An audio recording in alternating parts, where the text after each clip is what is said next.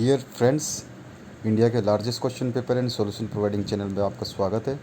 ये आप देख रहे हैं 2020 का जो सप्लीमेंट्री एग्ज़ाम हुआ मैथमेटिक्स का 7 सितंबर 2020 को, 7 सितंबर 2020 को जो एग्ज़ाम हुआ है उसका सॉल्यूशन आपके सामने मैं दिखा रहा हूँ। आप देख सकते हैं इसको पूरा का पूरा, और साथ ही साथ हम फटाफट इसको डिस्कस भी कर लेंगे।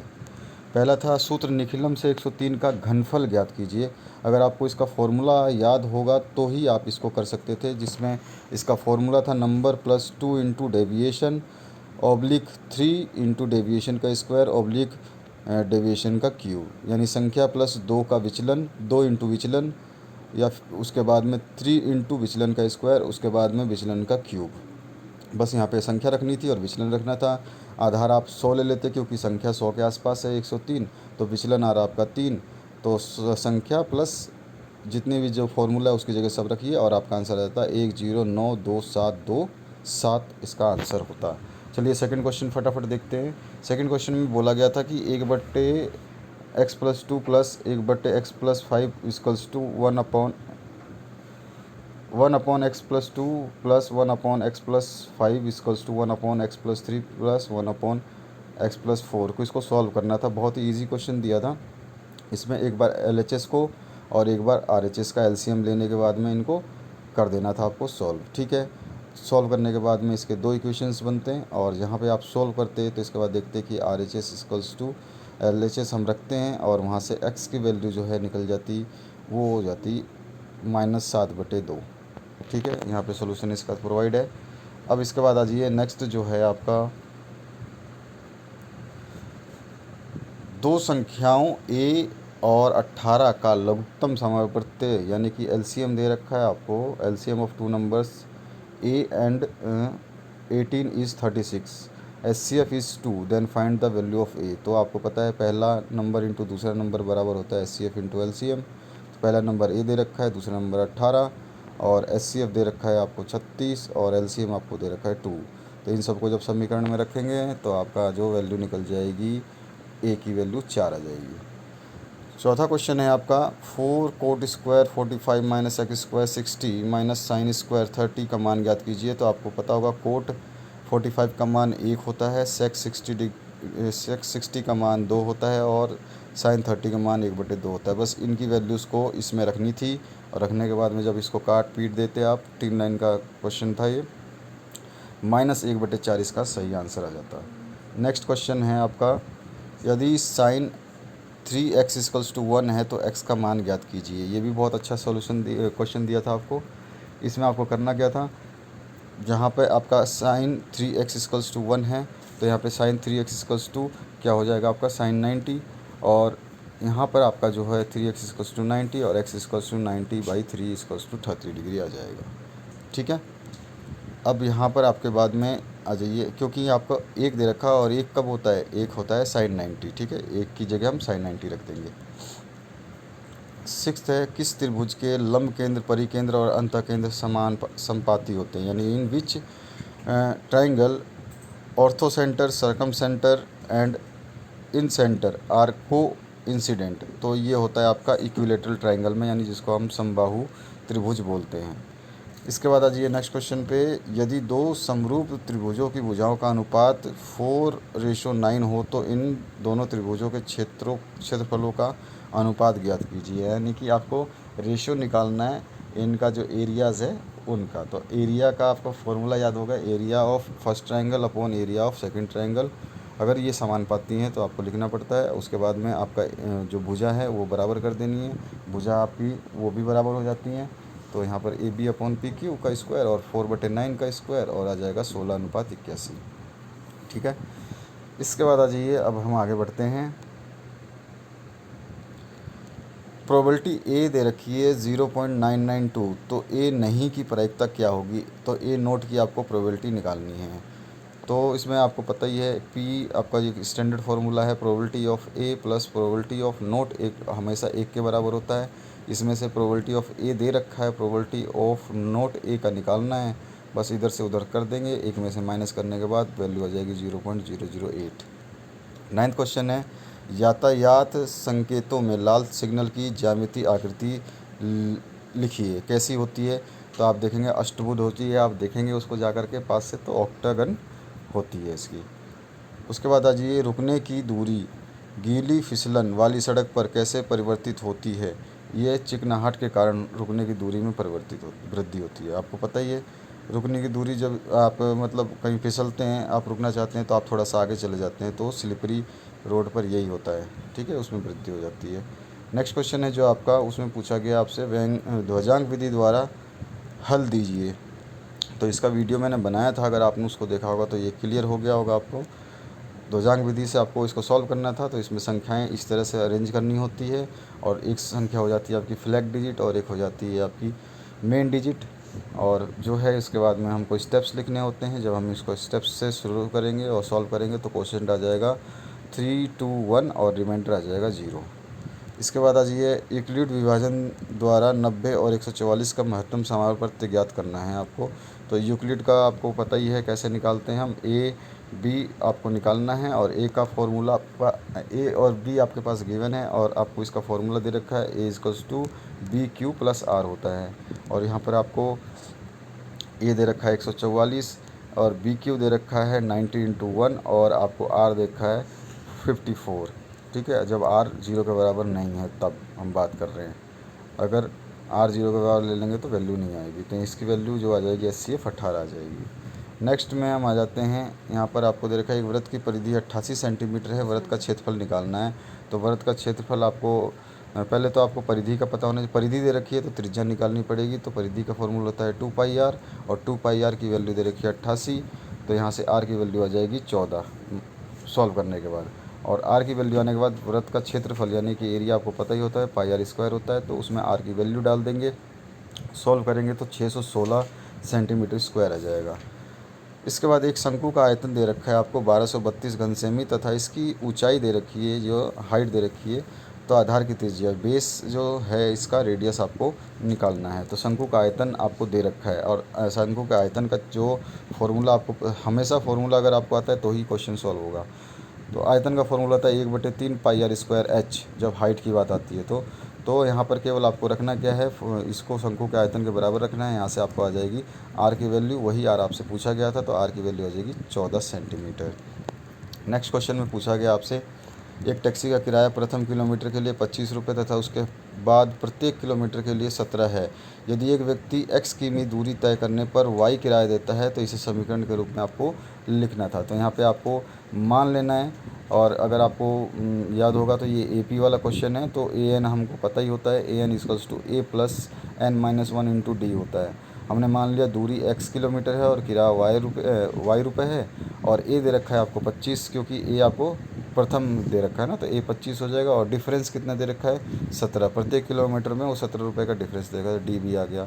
तो बस यहाँ से हम इन AN की जगह क्या रख देंगे, y रख देंगे, क्योंकि AN अपनी दूरी है, और A की जगह हमारे पास 25 है, और n हमारे को पता ही नहीं है तो x रख देंगे वहाँ पर, और d की वैल्यू पता है, तो इनको हम जब सॉल्व करेंगे तो समीकरण जो बनेगी 17x माइनस वाई प्लस 8 बराबर 0।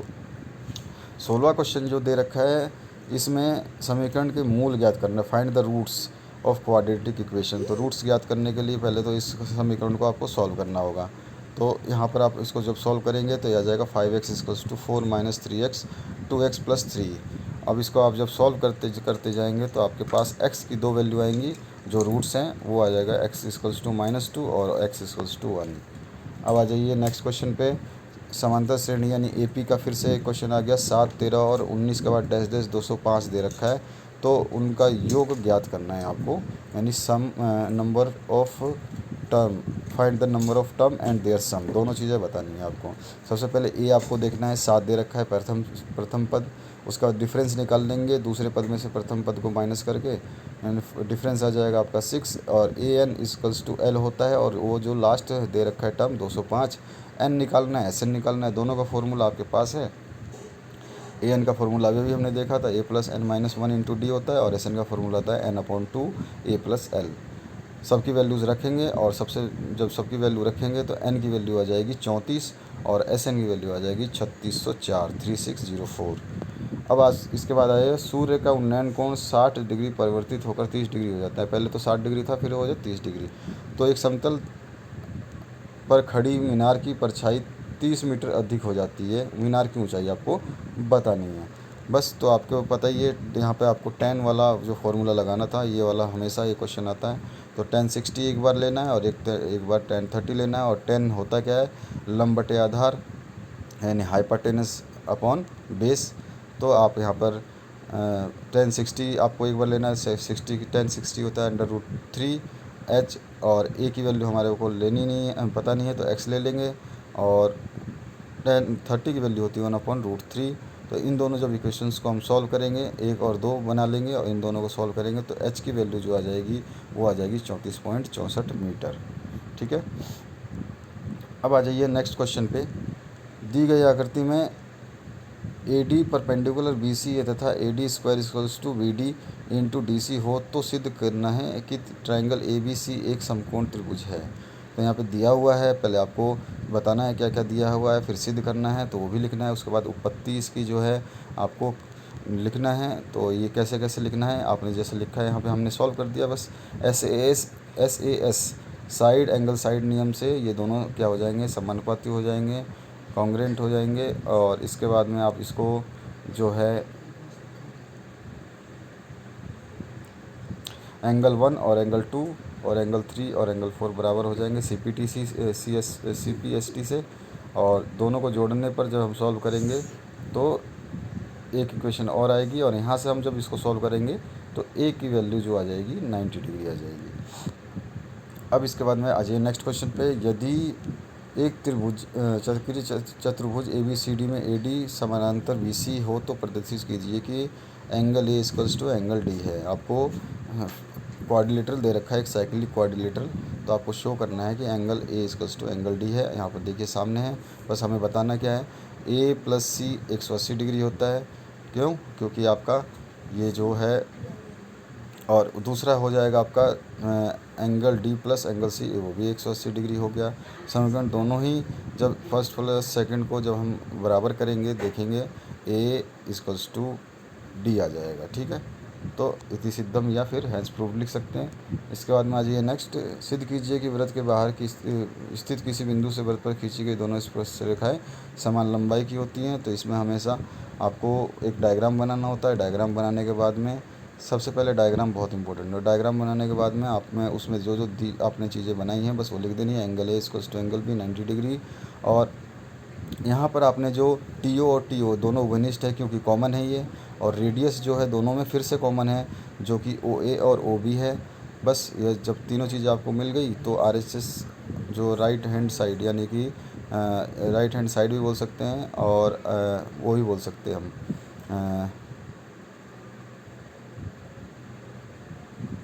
एंगल TOA आपका जो है सर्वांगसम भी है और बराबर भी है एंगल TOB के। तो TA equals to TB by CPCT हो जाएगा। इसके बाद में नेक्स्ट है एक 3 सेंटीमीटर त्रिज्या वाले वृत्त की किसी बाह्य बिंदु से दो स्पर्श रेखाएं खींचकर किसी रचना करनी है जिसमें मध्य कोण 60 डिग्री हो। तो इस तरह का आपको त्रिभुज बनाना है और एक रचना करनी है। वो अपने आप निकालोगे, जब जिसको सॉल्व करोगे तो 120 डिग्री ओ आ जाएगा, वो ऑटोमेटिक आ जाएगा, उसको आपको ज़रूरत नहीं है सॉल्व करने के बाद में आ जाएगा। एक घड़ी मिनट की सुई 14 सेंटीमीटर लंबी है। मिनट की सुई द्वारा 15 मिनट में बनाया गया त्रिज्या खंड का क्षेत्रफल आपको निकालना है। त्रिज्या खंड का क्षेत्रफल होता है पाई। जब घड़ी की सुई वाली बात आती है तो त्रिज्या खंड का क्षेत्रफल भी यही होता है। फिक्स फार्मूला है इसका πr² θ/360। जब वो एक बार घूमती है तो कितना बनाएगी, सबसे पहले हमें ये देखना है कि 60 मिनट में 360 घूमती है तो 1 मिनट में 6 डिग्री घूमेगी। अगर 15 मिनट चली है तो 90 डिग्री घूम गई। बस इन दोनों की थीटा आपको मिल गया और आर की वैल्यू रखनी है इसमें, और आपका वैल्यू आ जाएगा 154 सेंटीमीटर स्क्वायर। 21वां क्वेश्चन है, 21 सेंटीमीटर भुजा के घन से अधिकतम ऊंचाई का बेलन काटा जाता है। इस बेलन का संपूर्ण पृष्ठीय क्षेत्रफल आपको निकाले। Find the total surface area of the cylinder. अब क्या करना है, पहले तो इसने बोल दिया कि एक घन है और उससे एक सिलेंडर बनाया जाता है। तो ये आपको क्या है, टोटल सरफेस एरिया आपको बतानी है। तो बेलन का संपूर्ण पृष्ठीय क्षेत्रफल क्या होता है, 2πr h+r। तो यहाँ पर हम जो वैल्यूज़ रखेंगे ए की रख देंगे और आर की रख देंगे। तो यहाँ पर हमारे पास आर की वैल्यू आ जाएगी और एच की वैल्यू है ही हमारे पास। एच क्यों है हमारे पास, देखिए आर तो साथ ही रहेगा, लेकिन जो ऊंचाई 14 कैसे आएगी, तो ऊंचाई आएगी आपको क्योंकि जो आपने जिसमें से काटा है वो घन तो 14 मीटर ऊंचा लंबा चौड़ा सब तरह से बराबर है, तो 14 ही रहेगा। बस अब उसके बाद में आपको वैल्यू लिख देनी है। वैल्यू लिखने के बाद में आंसर आ जाएगा 924 सेंटीमीटर स्क्वायर। नेक्स्ट है आपका 52 पत्तों की फेंटी गई ताश की गड्डी में से यच्छाकत्र एक पत्ता निकाला जाता है, तो उसमें से तीन ऑप्शन पूछे गए। काले रंग की बेगम, हुक्म का इक्का और लाल रंग का पत्ता निकालना है आपको। तो सबसे पहले आपको पता है कि जो टोटल जो favourable outcomes upon total outcomes होते हैं, तो सबसे पहले आपको पता होना चाहिए कि ताश में आपके 52 पत्ते होते हैं और क्वीन ऑफ ब्लैक कलर की जो प्रोबेबिलिटी है वो काले रंग की बेगम 2 ही होती हैं। तो आप उसने ये नहीं बोला कि कौन सा है, बस काले रंग की बेगम 2 होती है, तो 2/52 हो जाएगा, 1/26। और हुक्म का इक्का एक ही होता है, तो 1/52 हो जाएगा इसका आंसर। और लाल रंग का पत्ता कितने होते हैं लाल रंग के, तो ईंट भी होती है और लाल पान भी होता है, टोटल मिला के 26 होते हैं, तो 26/52, तो इसको काटेंगे 1/2। ये बहुत सिंपल था। इसके बाद निम्न समीकरण युग्म को आलेखीय विधि से हल करना है। तो समीकरण में पहले आपको एक्स और वाई की वैल्यूज़ अपने हिसाब से रखनी थी। उसके बाद में आपको इस वैल्यूज़ को रखने के बाद में इस तरह का आपका एक जो डायग्राम बनता, ये आपको ग्राफिकल मेथड से सॉल्व करने के बाद। ठीक है, 27वां क्वेश्चन पे बात करें तो सिद्ध करना है पहला और दूसरा हैं, अथवा में दे रखा है सिद्ध करना है पहला दूसरा। तो आप चाहे तो कोई सा भी कर लें, यहाँ पे चारों आपको सॉल्व कर दिए गए हैं, आप देख सकते हैं। पहला अगर आप सॉल्व करते हैं कोस ए वाला, तो 2 कोस ए -1 वाला हो जाता है, क्योंकि इसमें कोस ए कॉमन ले लेंगे। और इसके बाद जो समीकरण बनाएंगे तो कोट ए बराबर आर एच एस आ जाएगा। और दूसरे में आपको एक जो है प्रदर्शित करना है sine B plus C upon 2 equals to cos A by 2 है। तो इसको भी हम जब सॉल्व करेंगे तो ट्रायंगल बना करके सॉल्व कर सकते हैं, नहीं भी बनाएंगे तो भी चल जाएगा। उसके बाद अथवा में जो ऑप्शन था इसको भी आप सॉल्व कर सकते थे। जब आपका इस तरह का क्वेश्चन आता है तो मल्टीप्लाई कर देते हैं नीचे वाले से उल्टे साइन से, मतलब नीचे है 1 माइनस कोस ए, तो इसको मल्टीप्लाई करेंगे 1 प्लस कोस ए से ऊपर नीचे, और इसको सॉल्व करेंगे तो cosec A plus cot A answer इसका आ जाएगा। और ऑप्शन की बात करें अगर sine 2 theta equals to cos theta -18 degree है, तो थीटा की वैल्यू निकालनी है। तो जब इसको निकालेंगे तो आपकी वैल्यू आ जाएगी थीटा की 36 डिग्री। सॉल्व किया हुआ है, आप आराम से देख सकते हैं। अब आ जाइए आपका जो 26वां क्वेश्चन है, इस पर सिद्ध कीजिए बिंदु 2 1 और 5 2 का समकोण त्रिभुज के शीर्ष हैं, ये आपको पता करनी है। तो आपको याद होगा समकोण त्रिभुज के शीर्ष जब दिए जाते हैं इस तरह से कोऑर्डिनेट एंगल से, तो सबसे पहले हमें इसको समीकरण को सॉल्व करने से पहले इनकी जो लंबाई चौड़ाई ऊंचाई हमें पता ही होती है। तो उसके लिए हमें डिस्टेंस की फार्मूला जो है x2 - x1 का whole square plus y2 - y1 का होल स्क्वायर वाला फार्मूला लगाते हैं, और इसमें हमें जो वैल्यूज़ हैं उससे रखनी होती हैं। और इनकी वैल्यू जो होती है दूरी डिस्टेंस किसको मानते हैं, सबसे ज़्यादा बड़ी दूरी किसकी होती है, कर्ण की। तो वो चीज़ हमें पहले निकाल लेनी होती है, तो निकाल करके जब इसको सॉल्व करेंगे तो आंसर हमारा आ जाएगा।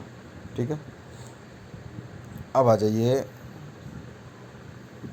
29वें में सिद्ध कीजिए कि दो समरूप त्रिभुजों के क्षेत्रफलों का अनुपात उनकी संगत भुजाओं के वर्गों के अनुपात होता है। अथवा में आया था सिद्ध कीजिए किसी समकोण त्रिभुज में कर्ण का वर्ग शेष भुजाओं के वर्गों के योग के बराबर होता है। तो आप इन दोनों का सलूशन यहाँ देख सकते हैं, आराम से इसको पढ़ सकते हैं।